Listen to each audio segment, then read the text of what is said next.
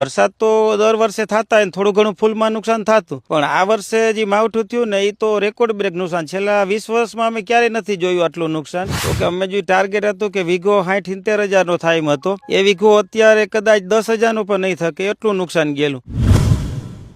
માવઠાના મારને લીધે ઘણા બધા ખેડૂતોને ઘણી બધી નુકસાની થઈ છે. હજી સુધી આપણે મગફળી વિશે સાંભળ્યું છે, કપાસ વિશે સાંભળ્યું છે, પરંતુ ઘણા બધા ખેડૂતો એવા છે કે જે ફૂલોની ખેતી કરે છે અને તેઓને પણ ભારે નુકસાન સહન કરવું પડ્યું છે. અત્યારે તમે જે મારી પાછળ ખેતર જોઈ રહ્યા છો, આ ખેતર થોડાક જ દિવસો પહેલા લીલુંછમ હતું. અહીંના જે પણ છોડવા છે એ ફૂલોથી ખીલી રહ્યા હતા, પરંતુ એક જ માવઠાના મારે બધું જ જે લીલુંછમ ખેતર હતું એને ચોપટ કરી નાખ્યું. અહીંના જેટલા પણ ફૂલ હતા એ મુરઝાઈ ગયા, છોડ હતા એ મુરઝાઈ ગયા, અને અત્યારે જે ખેડૂતનો પરિવાર છે એ પણ મુરઝાયેલો છે. કેવી તેઓને નુકસાની આવી છે, હાલો તેઓ પાસેથી જ જાણીએ.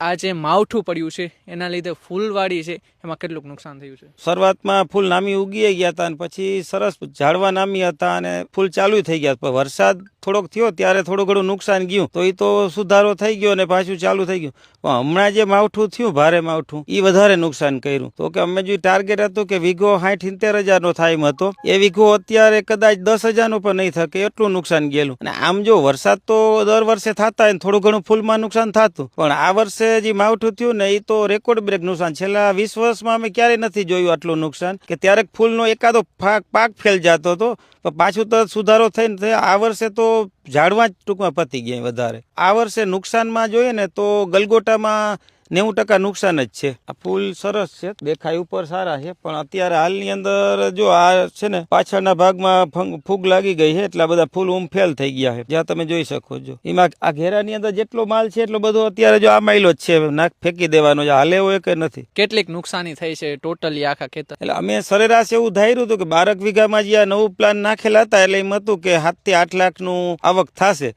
એ આવક કદાચ આજ ફેરે 1-1.25 લાખની અંદર પૂરી થઈ જશે.